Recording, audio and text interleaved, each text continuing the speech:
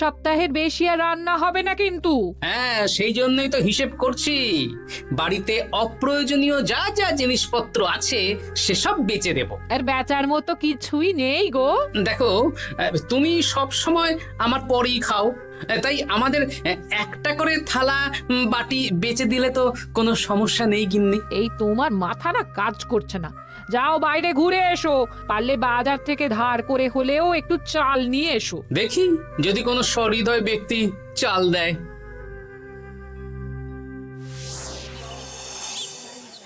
না গোপাল দাদা, বাজারের অবস্থা খুব খারাপ, আর আমি ধারে বিক্রি করছি না। আহা, আরে আমি কোনোদিন তোমার একানাও বাকি রেখেছি বলো?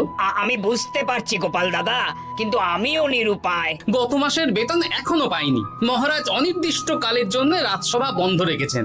বিশ্বাস করো, বিশ্বাস করো, বেতন পেলেই তোমার ধার আমি মিটিয়ে দেবো। এই সপ্তাহ খানেক আগে একই কথা বলে সেনাপতি ধারে 25 কেজি চাল নিয়ে গেছেন।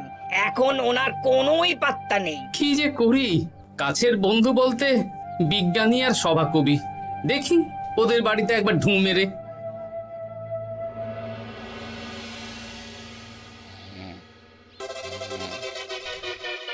কৃষ্ণনগর কৃষ্ণনগর কৃষ্ণনগর শূন্য। হ্যাঁ, এবারে একটা মোহরও নেই। জাহাপানা সর্বনাশ হয়ে গেছে। কি হলো? পালে বাঘ পড়েছে নাকি? এই ঘুমের 12টা বাজিয়ে দিলে। জাহাপানা, এবারে কৃষ্ণনগর থেকে একটা মোহরও খাজনা আসেনি। হ্যাঁ, বলো কি? 1 মাস আগে বাৎসরিক খাজনা দেওয়ার শেষ দিন ছিল, কিন্তু এখনো একটা মোহরও খাজনা আসেনি। না জাহাপানা। পড়েছে বেগমের জন্য হীরের হার, হীরের কানের দুল, হীরের নাকছাবি বানাতে দিয়েছি। উজির, যা হোক করে কৃষ্ণনগর থেকে আমার খাজনা চাই চাই। তাহলে তো কৃষ্ণচন্দ্রকেই তলব করতে হবে। যা করার করো। বাবা, এই সময় তোমার শখ হয়েছে ময়না পোষা? আরে না না, আমি পুষিনি। একটা পশ্চিমের গ্রামে কদিন আগে ঘুরতে গিয়েছিলাম। আচ্ছা, ওখান থেকে নিয়ে এসেছো? না, তাও আনিনি, ছোলা খেতে দিয়েছিলাম। দেখি তারপর আমার পিছনে পিছনে উড়ে উড়ে চলে এসেছে। বাহ বাহ বাহ, এ তো ভালো কথা। বিয়ে তো করলে না, তাও একটা সঙ্গী জুটেছে। এ যে সে পাখি নয় গোপাল, এ ময়না কথা বলে, দেখবে। এই ময়না, বলো তো গোপাল এসেছে। আরে বাস, বলো তো গোপালের ভুঁড়ি আছে আমার নেই। বেশ বেশ বেশ। এ ভোরবেলা আমার কাছে আসে, সারাদিন আমার কাছে থাকে, আবার সন্ধে হলেই নিজের বাসায় নিজে নিজেই ফিরে যায়। বুদ্ধিমান পাখি। ওই গ্রামে শাখে শাখে ঝাঁকে ঝাঁকে ময়না। বেশ, বুঝলাম। তা বিজ্ঞানী, তোমার কাছে আমি আসলে একটা দরকারে এসেছি। বলো কি দরকার? আসলে ওই টানাটানির সংসার চলছে, বুঝলে। বাড়িতে চাল বাড়ন্ত, কদিন পরে হাঁড়ি চড়বে না। তুমি কিছু পয়সা ধার দিতে পারবে? আরে এমন করে বলছো কেন? আমার তো সংসার নেই, এত খরচও নেই। তুমি বাড়ি যাও, আমি 2 বস্তা চাল পাঠিয়ে দেব। ধন্যবাদ বিজ্ঞানী, তোমার মতো বন্ধু পাওয়া মুশকিল। বন্ধুত্বে এইসব ধন্যবাদ দেওয়ার দরকার নেই, একে অপরের পাশে থাকলেই হলো।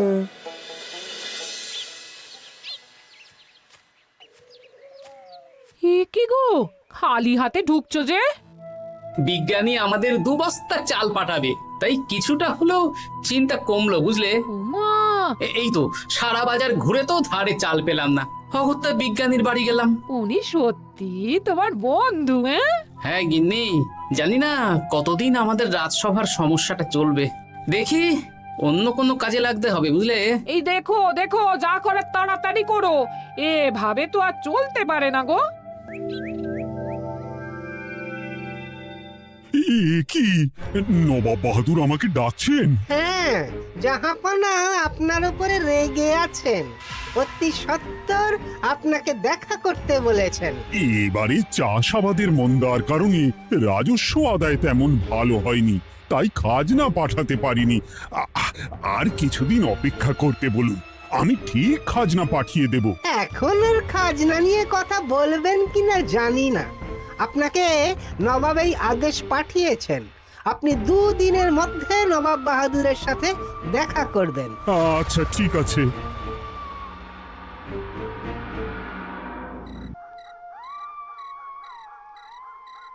মহারাজ, এই বিপদের সময়ে আপনাকে একমাত্র একজনই সাহায্য করতে পারে, আর সে হলো গোপাল। আমি কোন মুখে গোপালকে ডাকবো বলো তো রানী? দীর্ঘদিন ওদের বেতন দিতে পারছি না। গোপাল এরকম স্বার্থপর মানুষই নয় যে নিজের কাজের সময় কাজী আর কাজ ফুরলে বাজি হয়ে যাবে। আপনি একবার বলেই দেখুন না। বেশ, তাহলে আগামীকাল সকালেই গোপালকে ডেকে পাঠাচ্ছি।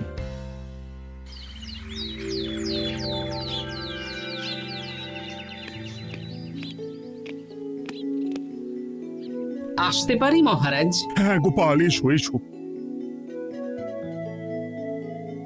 মহারাজ আমাকে হঠাৎ ডেকে পাঠালেন যে? শোনো, নবাব বাহাদুর বলেছেন ওখানে যেতে হবে, কারণ এবারে কৃষ্ণনগর থেকে কোনো খাজনা পৌঁছয়নি।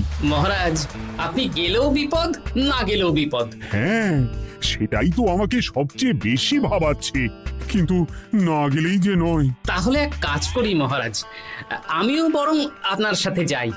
যা বিপদ আসবে একসাথে লড়বো। ও গোপাল, তুমি যেন আমার বুক থেকে পাথর নামিয়ে দিলে। তোমাকে যে কি বলে ধন্যবাদ জানাবো। তাহলে কখন বেরোবেন বলুন? আজকে সন্ধ্যের দিকে বেরিয়ে পড়বো, তাহলে কাল সকাল সকাল মুর্শিদাবাদ পৌঁছে যাব। কতদিন থাকতে হবে তো কিছুই জানি না, তাহলে ওই 3-4টে জামা কাপড় ধুতি নিয়ে নেব, কি বলেন? হ্যাঁ হ্যাঁ, তাই নিও। তাহলে সন্ধ্যেবেলা রাজবাড়িতে এসো, একসাথেই বেরিয়ে পড়বো। আচ্ছা মহারাজ। বলি, তোমার কি মুর্শিদাবাদে না গেলেই নয় গো? আমাকে তো যেতেই হবে গিন্নি। জানি নবাব বাহাদুর কিভাবে ছক করে কল করে, তুমি সাবধানে থেকো গো। দেখো, আমি যখন যাচ্ছি তখন নবাব বাহাদুরকে এবার সাবধানে থাকতে হবে। হ্যাঁ, ঠিক আছে ঠিক আছে, মাথা ঠান্ডা রাখবে, বেশি ওস্তাদি করতে যাবে না। এমনিতেই আমাদের অবস্থা এখন ভালো নয়। আরে তুমি অতিরিক্ত চিন্তা করো না তো গিন্নি। জাহাপনা, গয়নাগুলো কবে আসবে? এখনো 2-3 দিন সময় লাগবে বেগম। এত সময় লাগছে কেন জাহাপনা? দেশের কোণে কোণে খুঁজে সেরা সেরা হিরে দিয়ে বানানো হচ্ছে, যে সময় তো লাগবেই বেগম। তাহলে তো অনেক খরচ হচ্ছে। তাও হচ্ছে বটে, কিন্তু তোমার জন্য আমি সব করতে পারি। আমাদের মুর্শিদাবাদের হীরালালের হাতের কাজ দেশের সেরা। আপনি সত্যি আমাকে ভালোবাসেন, আমার জন্য এত খরচ করে গয়না বানিয়ে দিচ্ছেন। তুমি খরচ নিয়ে এত চিন্তা করো না। কৃষ্ণনগর থেকে এই বছর ভালো খাজনা প্রাপ্য ছিল, কিন্তু এখনো একটা কানাকড়িও আসেনি। তাহলে আপনার গয়না বানাতে যা খরচ হবে সব আপনার সিন্ধুক থেকে দিয়ে দেবেন? না না না, কৃষ্ণনগর থেকেই আদায় করব, ওকে তলব করেছি। আচ্ছা, সহিস, গাড়ি ছাড়ো। যথাজ্ঞা মহারাজ।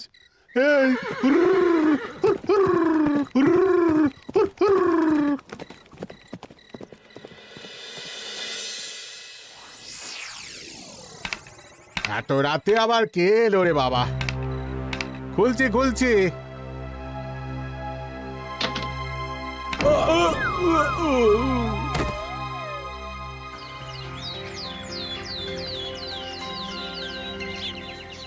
সর্বনাশ হয়ে গেছে জাহাপানা। কি হয়েছে হীরালাল? নবাব বাহাদুর, মহারাজ কৃষ্ণচন্দ্র আর গোপাল এসেছেন আপনার সাথে দেখা করতে। ওদের দরবারে আসতে বলো। হ্যাঁ, এবার বলো হীরালাল, কি হয়েছে? এই, তোমার মাথায় পট্টি কেন? জাহাপানা, গত রাতে আমার সর্বস্ব লুট হয়ে গেছে। বলো কি হীরালাল? তোমার কাছেই তো বেগমের হীরের সব গয়নাগাটি বানাতে দিয়েছিলাম। হ্যাঁ জাহাপানা, সব গেছে। আমার মাথায় মেরে সব লুট করে নিয়ে গেছে।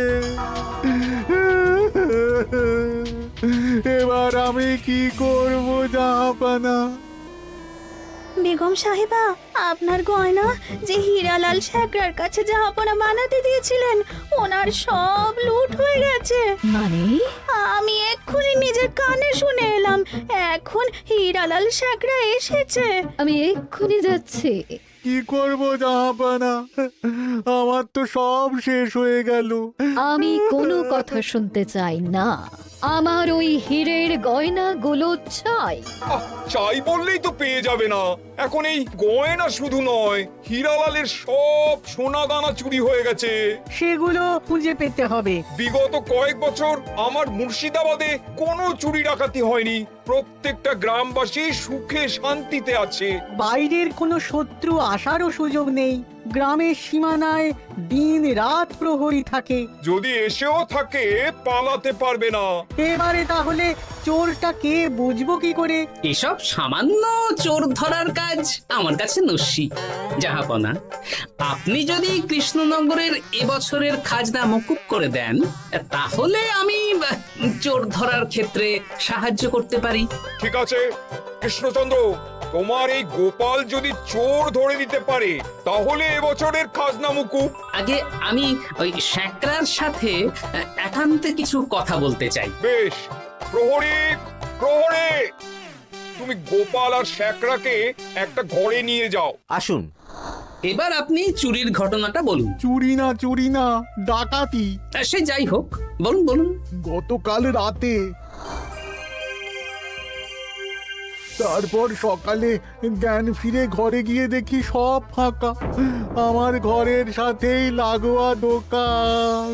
আচ্ছা, দেখুন, আমি আপনার কথা শুনে আর একটু আগের যা আলোচনা শুনলাম তার থেকে মনে হচ্ছে এই চোর স্থানীয় চোর। কি করে বুঝলেন? কারণ বাইরের চোর হলে তো এত নিখুঁত কাজ করা সম্ভব নয়। চোর নিশ্চয়ই আপনাকে ব্যক্তিগতভাবে চেনে। হ্যাঁ, এবার মশাই আপনি বলুন তো, আপনার কোনো শত্রু আছে? না, শত্রু নেই তেমন। আমার সাথে কারো সম্পর্ক খারাপ নেই। আর আমাদের পাড়ায় সবাই ব্যবসায়ী, সবাই সম্ভ্রান্ত লোকজন। বেশ, তাহলে সব ব্যবসায়ীদেরকেই ডাকতে হবে। আমি নবাব বাহাদুরকে বলে দিচ্ছি, আপনি এখন আসুন।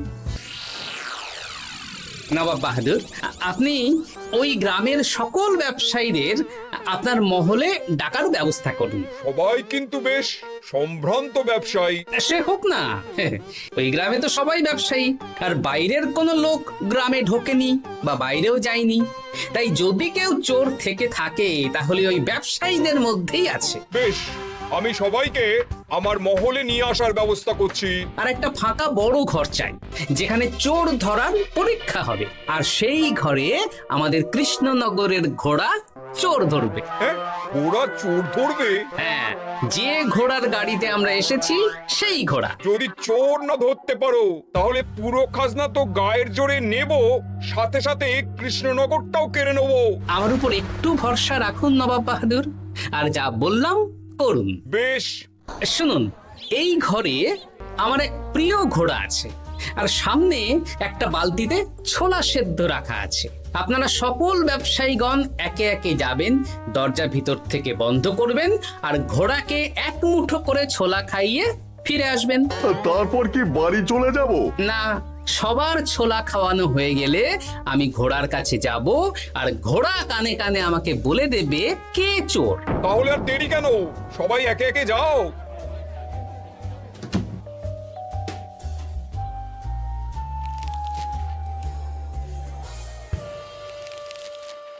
কি করি যদি ঘোড়া সত্যি সত্যি বুঝে যায়? ছোলা খাওয়াবোই না। ব্যাস, ছোলা খাওয়ানো হয়ে গেল। এবার এবার গোপাল বলো তো কে চোর? দাঁড়ান, ঘোড়ার মুখের কথা শুনে আসি। আমি বলে দিচ্ছি জাহাপানা, গোপাল এসব মশকরা করছে, সব মশকরা। ঘোড়া বলে দিয়েছে কে চোর। বলো গোপাল, কে চোর? তার আগে সকল ব্যবসায়ীর হাত দেখে আমি পরীক্ষা করতে চাই। সে দেখো, কিন্তু বলো কে চোর? দেখি দেখি, না, দেখি আপনারটা। না, আপনিও না। না, আপনিও না। একই মশাই, চুরিটা তো আপনিই করেছেন, আপনিই চোর। কি উল্টো পাল্টা কথা বলছেন? আমি চুরি করিনি। হ্যাঁ, আপনিই চুরি করেছেন, তাই ভয়ে ঘোড়াকে ছোলা খাওয়াননি। কারণ আমি ছোলার মধ্যে রান্নার হলুদ গুঁড়ো মিশিয়ে রেখেছিলাম, তাই যারা যারা ঘোড়াকে ছোলা খাইয়েছেন সবার হাতেই হলুদ রং লেগে আছে। শুধু ওর হাতে নেই। ভাই, শেষে তুই? তোর মনে মনে এত হিংসা? ভাই মানে? আরে ও তো আমার খুড়তো ভাই পান্নালাল, ওরও সোনা গয়নার ব্যবসা। ব্যাস, এবার তাহলে বলেই দিন পুরো ব্যাপারটা, কারণ এখান থেকে পালানোর কোনো পথ নেই। ভুল হয়ে গেছে জাহাপনা, আমার দাদা আমার থেকে অনেক বেশি রোজগার করত, তাই আমার মনে মনে হিংসে ছিল। তারপর বেগম সাহেব আর হীরের গয়না বানানোর এত বড় বায়না পেল, হিংসা আরো বেড়ে গেল। আর তুই চুরি করলি? চুরির সব জিনিস কোথায় আছে? আমার বাড়িতেই আছে জাহাপনা। সাব্বাস গোপাল, সাব্বাস, তোমার কি বুদ্ধি! তাহলে জাহাপানা, কথা মতন আমাদের এই বছর তাহলে খাজনা দিতে হচ্ছে না। না, কথা যখন দিয়েছি তখন আমি তো আর কথার খেলাপ করতে পারি না। আচ্ছা গোপাল, তোমার তো এত বুদ্ধি, আমার একটা শখ পূরণ করতে পারবে? কি শখ বলুন নবাব বাহাদুর। আমার অনেক দিনের ইচ্ছে একটা হাওয়া মহল বানাবো, কিন্তু ঘরামি রাজমিস্ত্রি কেউই বানাতে পারবে না বলছে। তুমি কি বানিয়ে দিতে পারবে? আগে পারবো জাহাপনা, কিন্তু তার বদলে আমি কি পাবো? আগামী 5 বছর কৃষ্ণনগরের খাজনা মুকুব, আর তোমাকে আমি 100 মোহর উপহার দেবো। বেশ, তাহলে আপনি আমাকে দিন 7 সময় দিন, আর 7 দিন পরে আমার বাড়ির সামনে চলে আসুন। হাওয়া মহল বানিয়ে রাখবো, আপনি নিয়ে যাবেন। বেশ, তাহলে 7 দিন পরে কৃষ্ণনগরে দেখা হচ্ছে। যদি না বানাতে পারো তাহলে কিন্তু আগামী 5 বছর কৃষ্ণনগরকে দ্বিগুণ খাজনা দিতে হবে, এই আমি বলে দিলাম। বেশ, রাজি।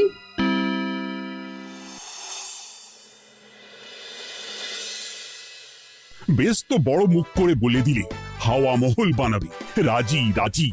এবার যদি না বানাতে পারো, সব তো উল্টে যাবে। আপনি চিন্তা করবেন না মহারাজ, নবাব বাহাদুর আমাকে প্যাঁচে ফেলতে চেয়েছেন, তাই আমিও ওনাকে ঘোর প্যাঁচ দেব।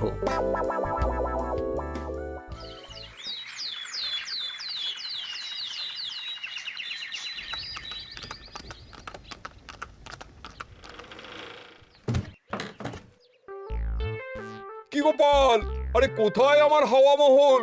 7 দিন হয়ে গেছে তো, তাই মহল দেখতে চলে এলাম। কাজ একদম শেষ পর্যায়ে, চলুন পশ্চিমের মাঠে চলুন। গিন্নি, তুমি মহারাজকে খবর দাও আর বলো পশ্চিমের মাঠে চলে আসতে। আরে তাড়াতাড়ি কর, তাড়াতাড়ি কর। ওই দেখুন, আপনার হাওয়া মহল তৈরি হয়ে গেছে। কই? উপরে দেখুন। ওরে, নবাবের হাওয়া মহল বলে কথা, ইট কথা হয়ে গেছে। এবার রং কর, রং কর। হাওয়া মহল রং করছি তো, এত তাড়া দিস না। আরে তাড়াতাড়ি কর, তাড়াতাড়ি কর। আরে এসব আবার কি? ময়না পাখি হাওয়া মহল তৈরি করছে? হ্যাঁ, হাওয়া মহল তো, তাই হাওয়াতেই তৈরি হচ্ছে। হাওয়া তো আর চোখে দেখা যায় না, আমি তৈরি করিয়ে দিয়েছি। এবার জাহাপানা আপনি নিয়ে যান। হয়ে গেল, এবারেও গোপাল দাও মেরে দিল। মানে আমি কি করে? সে তো জানি না জাহাপনা, আপনি বলেছিলেন হাওয়া মহল বানিয়ে দিতে হবে, আর আমি আপনার আবদার পূরণ করেছি। এখন আগামী 5 বছর আমরা খাজনা মুক্ত। সাব্বাস গোপাল। ওরে, রংটা ভালো করে কর, ভালো করে কর। নবাবের হাওয়া মহল। গোপাল, তুমি সত্যিই বুদ্ধিমান, তোমার বুদ্ধির জবাব নেই। শোনো, আগামী 5 বছর কৃষ্ণনগরের খাজনা মুকুব, আর এই নাও তোমার 100 মোহর উপহার। এবার বলো, তুমি এই অসম্ভবকে সম্ভব করলে কি করে? আমি বুঝতেই পেরেছিলাম, আপনার মুর্শিদাবাদের চোর ধরার পরে আপনি আমাকে যখন হাওয়া মহল বানাতে বললেন, তখন নিশ্চয়ই কোনো উদ্দেশ্য আছে। কারণ আপনি তো মন থেকে চাননি যে খাজনা না দিয়ে আমরা মুক্তি পাই। তাই গোপাল এই চালটা চাললো। যদিও আমি গোপালকে একটু সাহায্য করেছি। কিরকম সাহায্য? কদিন আগে আমি বিজ্ঞানীর ঘরে গিয়ে দেখি একটা ময়না হুবহু মানুষের মতন কথা বলছে। আর বিজ্ঞানী বলল এরকম অনেক ময়না পাখি আছে। ব্যাস এই এক সপ্তাহ ধরে আমি ময়নাগুলোকে বিভিন্ন বুলি শেখালাম আর ওরা সেগুলোই বলে চলেছে। নয়, হ্যাঁ। ওরে রংটা ভালো করে কর নবাবের হাওয়া মহল। মহারাজ 100 মোহর আপনি রাখুন। আমাদের সব সভাসদদের এই মোহর থেকেই আপাতত বেতন দিয়ে রাজসভা শুরু করুন। ধন্যবাদ গোপাল, তোমাকে আমার সভাসদ পেয়ে আমরা সবাই ধন্য। আর বিজ্ঞানীকেও।